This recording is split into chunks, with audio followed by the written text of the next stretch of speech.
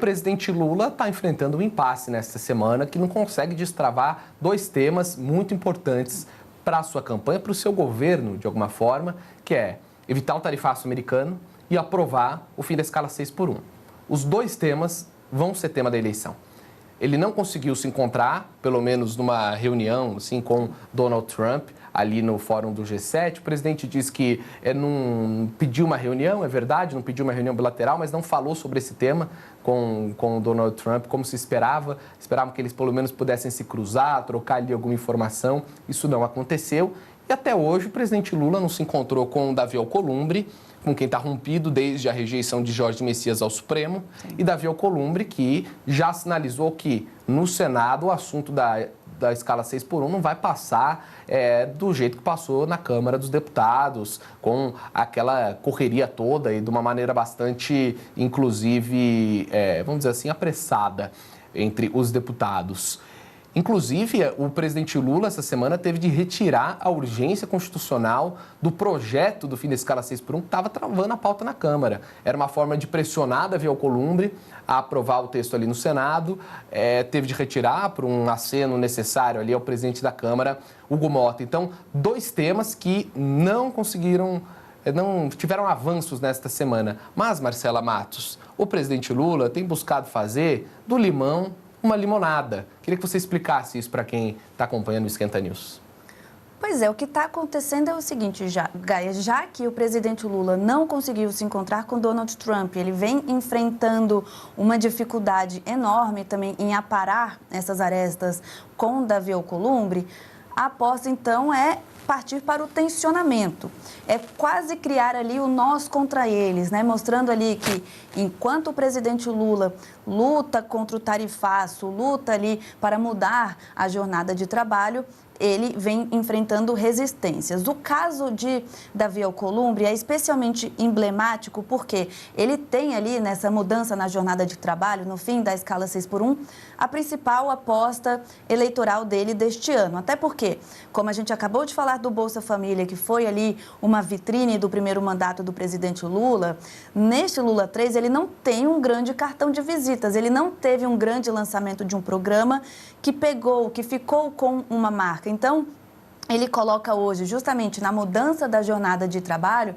essa esperança de conseguir também trazer ali um eleitorado, conseguir mostrar um serviço diferente, pelo menos neste Lula 3. Só que Davi Alcolumbre vem travando essa agenda, é um cenário muito incerto, então que o presidente Lula tende a fazer, caso esse projeto não seja aprovado, é jogar a responsabilidade no Congresso Nacional, no sentido de que, olha, trabalhador, eu apresentei aqui, eu encampei essa proposta, ela foi aprovada na Câmara dos Deputados, mas os senadores não quiseram votar, ou seja, ele vai colocar ali uma responsabilidade sobre os senadores caso essa redução da jornada de trabalho não aconteça, mas deve colocar ali num programa de governo à reeleição, esse esforço, a manutenção do empenho em mudar essa jornada de trabalho. Além disso, temos, claro, a eleição para o presidente da República, mas temos eleições no Congresso.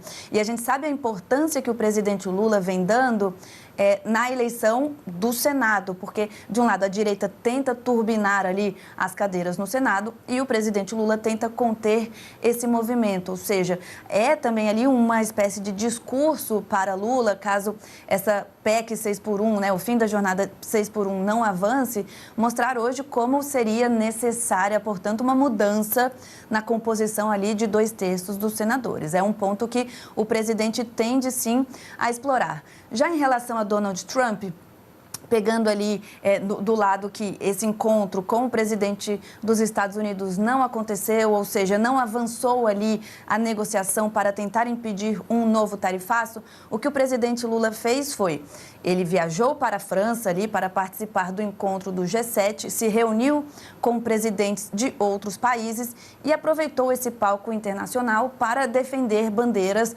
também a sua campanha à reeleição. É como até a gente vinha dizendo, né, Gaia? Parece que a eleição brasileira também viajou para a França nessa última semana e lá o presidente Lula defendeu algumas das suas principais bandeiras, principalmente em relação à soberania, à defesa do multilateralismo. Isso tudo acontece num momento em que Eduardo Bolsonaro foi condenado por coação ao curso do processo, justamente por, segundo o Supremo Tribunal Federal, tentar interferir no julgamento do pai dele, né, Jair Bolsonaro, que acabou condenado a 27 anos. E, segundo o Supremo, Eduardo Bolsonaro atuou junto ao governo dos Estados Unidos para pressionar o governo brasileiro com a imposição de tarifas e o judiciário brasileiro com a imposição da lei Magnitsky.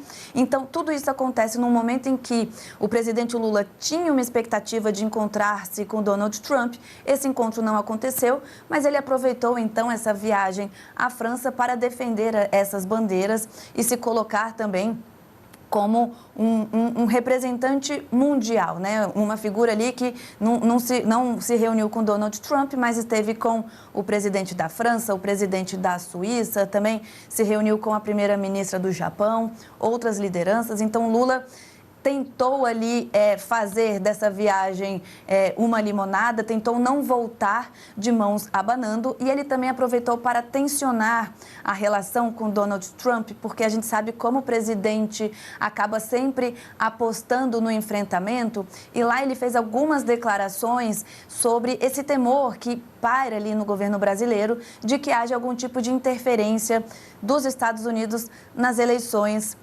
brasileiras. Então, Lula, que não se encontrou com Donald Trump, foi à França e também mandou um recado claro ao presidente norte-americano em relação a esse assunto. Vamos ouvir. Ele tem direito de ter as preferências eleitorais dele, as preferências ideológicas deles. Eu só espero que ele não fira o código de ética entre as nações que querem ser respeitadas na sua soberania. Só espero isso. Para mim, ele pode continuar gostando do Bolsonaro, do pai, do filho, do neto, não tem nenhum problema. É um problema dele. Afinal de contas, gosto não se discute. Agora, não se meta nas eleições do Brasil, porque as eleições do Brasil é um problema do Brasil. O presidente Lula subiu muito o tom em relação a Donald Trump. Essa frase, não se meta, ainda não havia sido utilizada e ela é muito emblemática. De certa forma, o presidente Lula ele quer tensionar com os Estados Unidos, porque isso também traz vantagens. Acho que, nesse momento, Marcela, nós estamos diante de uma bifurcação dos caminhos da campanha do presidente, tanto sobre a relação com os Estados Unidos, quanto sobre a questão do fim da escala 6x1. Por quê? Se ele conseguir reverter o tarifaço, evitar esse tarifaço contra o Brasil, ótimo, vai passar a imagem ali para o mundo de que é um líder mundial que faz articulação e que consegue evitar um mal-estar com os Estados Unidos, apesar da família Bolsonaro. Se ele não conseguir, do limão uma limonada, o caminho é outro, é mostrar que a família Bolsonaro atrapalha o Brasil, isso estou reproduzindo o discurso que ele vai utilizar, é dizer que Trump se meteu nas eleições brasileiras, é tensionar com os Estados Unidos. Então, de um lado ou de outro, o presidente Lula já tem discurso pronto. E do fim da escala 6x1, mesma coisa. Se passar, ele entregou, ele pensa no trabalhador. Tentou, né? Eu fiz o que eu pude. Não, se passar, ele entregou, pensou no trabalhador. Sim. Se não passar no Congresso, eu fiz o que pude, o Congresso é inimigo do povo, Davi Alcolumbre não deixou a pauta passar. Então, ele tem discurso para todos os cenários possíveis, o que é uma situação diferente do senador Flávio Bolsonaro, até porque o senador não está no governo, evidente, não consegue fazer entrega, pelo menos do ponto de vista do executivo.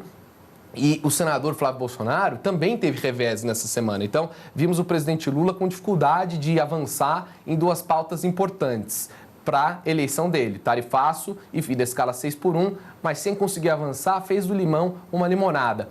O senador Flávio Bolsonaro também enfrentou um revés de dificuldade, pelo menos viu uma pauta importante e cara à eleição dele, à campanha dele, que é a pauta da segurança pública, que é a PEC da redução da maioridade penal, que foi um assunto que avançou na Comissão de Constituição e Justiça da Câmara, conseguiu aprovar, o senador Flávio Bolsonaro, bolsonarismo, para ser mais preciso, conseguiu aprovar ali na CCJ da Câmara. Eles já queriam correr e aprovar também no plenário da Câmara. Hugo Mota segurou, disse que não é assim.